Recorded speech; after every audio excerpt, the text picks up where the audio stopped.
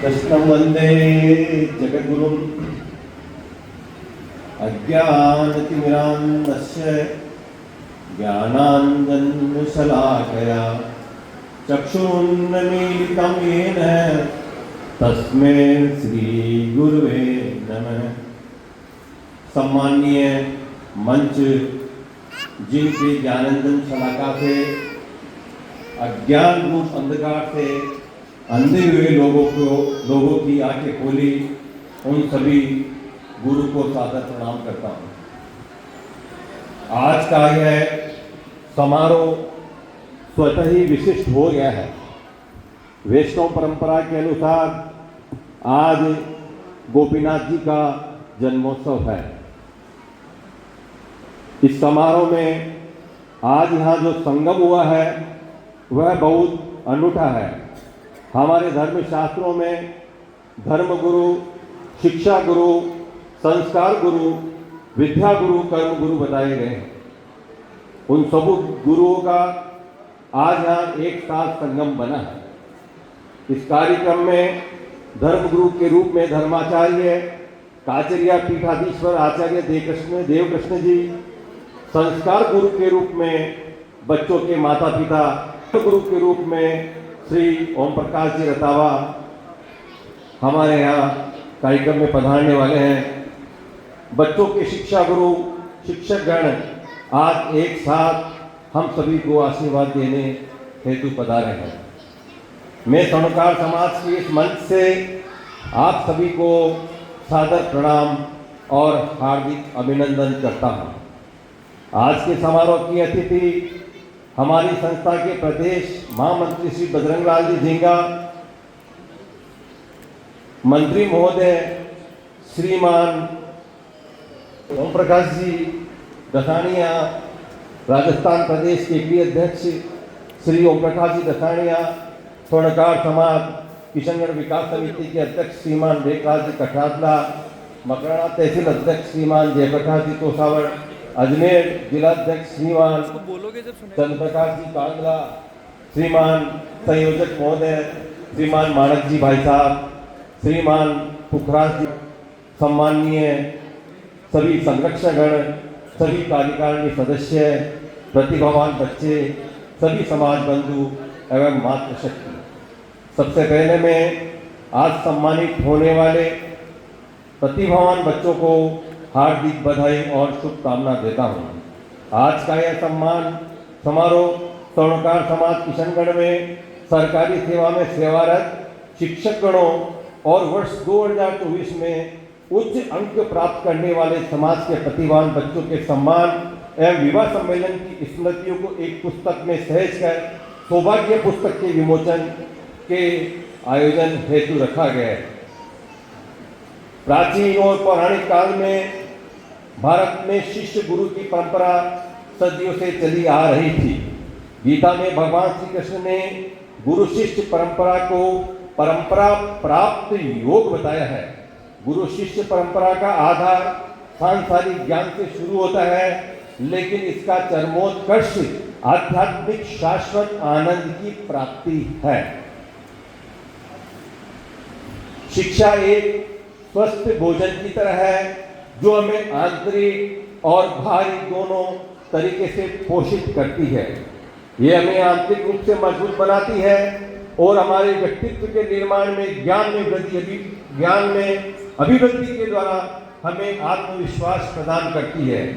श्रीमद् भागवत गीता में भगवान श्री कृष्ण द्वारा बताए गए कर्म के मार्ग का अनुसरण करते हुए अपने कर्म को पूर्ण निष्ठा और समर्पण के साथ वर्तमान में बच्चों को केवल शिक्षा को ही अपना जीवन का प्रमुख कर्म मानना चाहिए। शिक्षा वह साधन है जो आपके जीवन को सही दिशा में ले जाएगी, आपके व्यक्तित्व को उन्नति के शिखर पर पहुंचाएगा। हमारे धर्म शास्त्रों में गुरु केवल मनुष्य भी नहीं हुआ करते थे, बल्कि पौराणिक समय में देवताओं और यहाँ तक भगवान ने भी गुरु बनाकर शिक्षा और गुरु के प्रति सम्मान का संदेश दिया है, जिसमें देवताओं के गुरु देवगुरु बृहस्पति, परशुराम जी के गुरु दत्तात्रेय जी, भगवान श्री राम के गुरु वशिष्ठ और विश्वामित्र जी, भगवान श्री कृष्ण के गुरु गर्ग मुनि और सांदीपनि मुनि थे। प्राचीन भारत में शिक्षा का स्तर बहुत ऊंचा था। शिक्षा के प्रति व्यापक जागरूकता थी। जब विश्व की कई सभ्यताएं पाषाण युग में जी रही थी, उस समय भारत में ज्ञान, विज्ञान, कला और संस्कृति चरमोत्कर्ष पर थी। भारत शिक्षा और ज्ञान के केंद्र के रूप में पूरे विश्व में जाना जाता था। भारत को विश्व गुरु का दर्जा प्राप्त था। भारत में उस समय तक्षशिला, नालंदा, विक्रमशिला, वल्लभी और उदयगिरी जैसे विश्व प्रसिद्ध विश्वविद्यालय थे। तक्षशिला विश्व का सबसे प्राचीन विश्वविद्यालय माना जाता है, जहाँ दुनिया भर से छात्र शिक्षा प्राप्त करने के लिए आते थे। इन विश्वविद्यालयों में भारत में शिक्षा के विषयों में केवल वेद, उपनिषद, धर्म ग्रंथ शामिल थे, बल्कि आयुर्वेद, खगोल शास्त्र, गणित, ज्योतिष, भूगोल, व्याकरण, चिकित्सा, साहित्य, धर्म, दर्शन, राजनीति, शिल्पकला और युद्ध कला जैसे विषय पढ़ाए जाते थे। भारतीय शिक्षा केवल व्यावहारिक या सांसारिक ज्ञान तक सीमित नहीं थी। उसका उद्देश्य आत्म ज्ञान, समाज और मानवता की सेवा करना था। शिक्षा का मूल उद्देश्य व्यक्ति के भीतर निहित नैतिक, आध्यात्मिक और बौद्धिक क्षमताओं का विकास करना था। परिणाम स्वरूप भारत में विदेशी छात्रों का तिब्बत, कोरिया, जापान और मध्य एशिया के देशों से छात्र शिक्षा ग्रहण करने आते थे, जो यह बताता है कि भारत का शिक्षा तंत्र इतना उन्नत और समृद्ध था कि वह विदेशियों को भी आकर्षित करता था। इसके अलावा प्राचीन भारत में शिक्षा का अधिकार सभी के लिए था, चाहे वह किसी जाति या वर्ग के हो। विद्या और ज्ञान को सर्वोच्च स्थान दिया गया था। महिलाओं को भी शिक्षा प्राप्त करने का पूर्ण अधिकार था, जैसे कि मैत्रेयी और गार्गी जैसी विदुषियों के उदाहरण मिलते हैं, जिन्होंने वेदों और दर्शन में महारत हासिल की थी। भारत में उस समय शिक्षा की न केवल एक सामाजिक और सांस्कृतिक आवश्यकता थी, बल्कि यह समाज के नैतिक और बौद्धिक रूप से सशक्त बनाने का प्रमुख साधन थी। भारत को आर्थिक रूप से सोने की चिड़िया बनाने में शिक्षा का बहुत बड़ा योगदान रहा। भारत की समृद्ध ज्ञान परंपरा और वैज्ञानिक उन्नति को विदेशी आक्रामकों द्वारा कई बार नष्ट करने का प्रयास किया गया। जब विदेशी आक्रामकों ने भारत पर आक्रमण किया, तो उनका एक प्रमुख उद्देश्य भारतीय सभ्यता और संस्कृति की जड़ों पर हमला करना था। विशेष रूप से 800 साल की लंबी अवधि में मुस्लिम आक्रमणों और बाद में औपनिवेशिक शासन के दौरान भारतीय ज्ञान, संस्कृति और शिक्षा प्रणाली को नष्ट करने के कई बार प्रयास किए गए, जिनके परिणाम स्वरूप शिक्षा और गुरुकुल प्रणाली लगभग बंद हो गई। भारत की पारंपरिक गुरुकुल प्रणाली धीरे धीरे विदेशी शासकों के शासनकाल में कमजोर हो गई। इस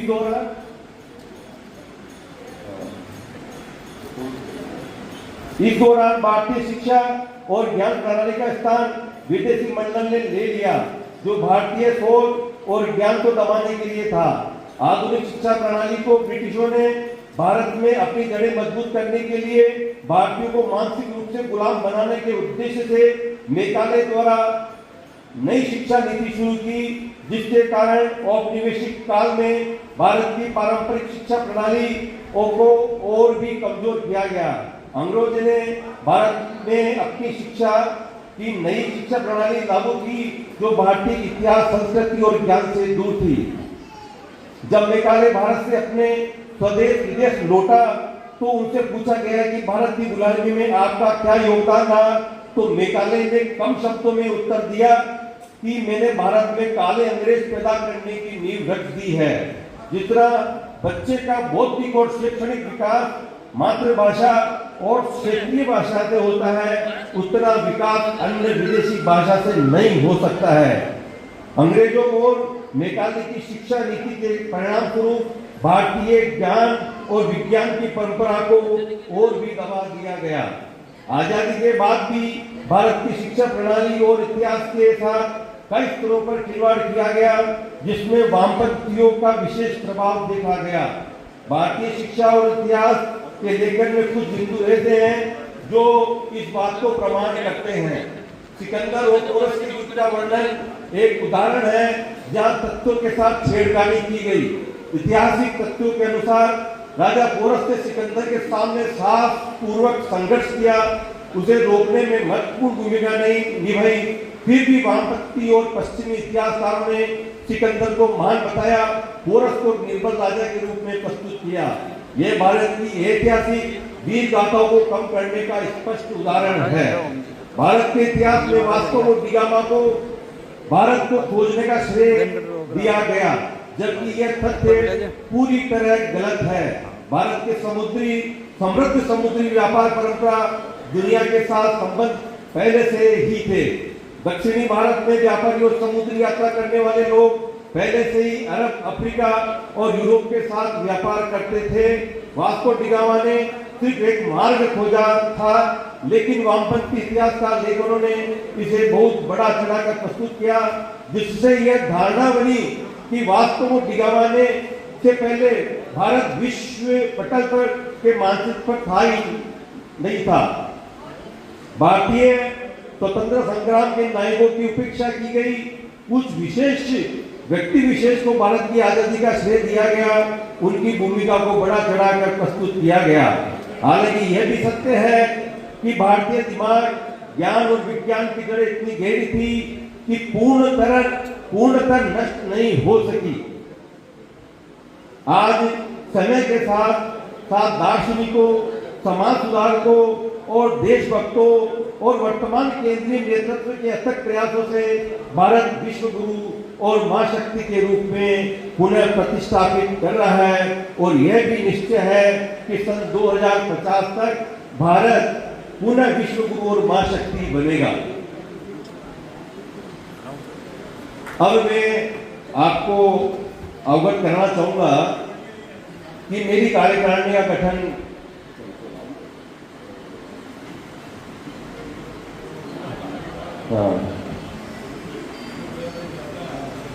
अब मैं आपको अवगत कराना चाहूंगा कि मेरी कार्यकारिणी का गठन पिछले वर्ष मार्च महीने में हुआ था।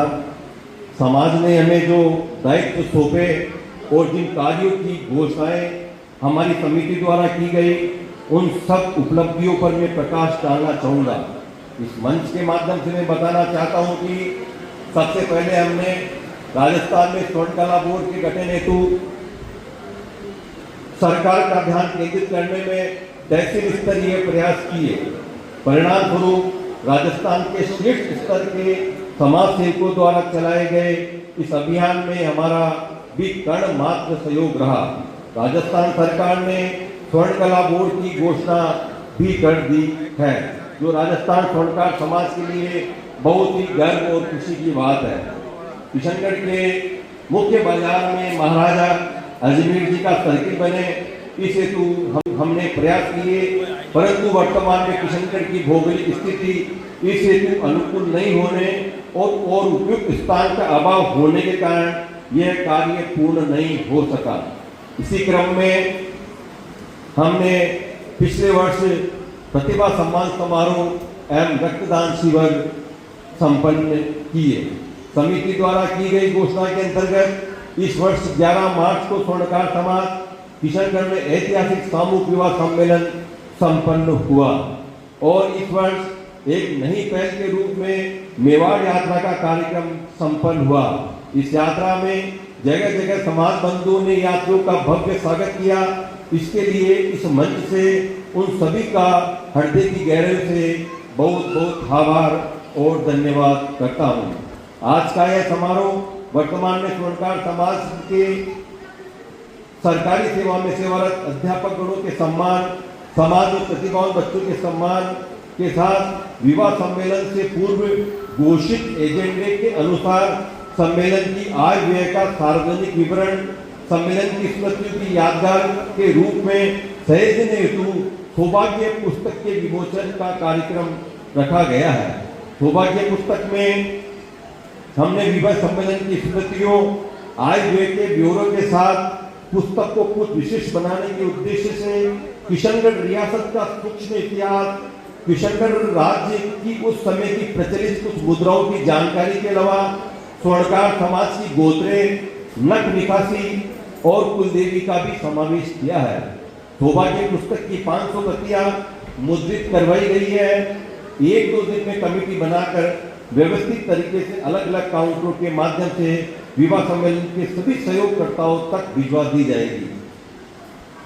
मैं पुनः आज यहाँ पधारे सभी प्रतिभावान बच्चों से यही कहना चाहूंगा कि शिक्षा प्राप्ति के मार्ग का पर एकाग्रता, परिश्रम और संकल्प के साथ आगे बढ़ना है और अपने परिवार, समाज और देश का नाम गौरवान्वित करना है।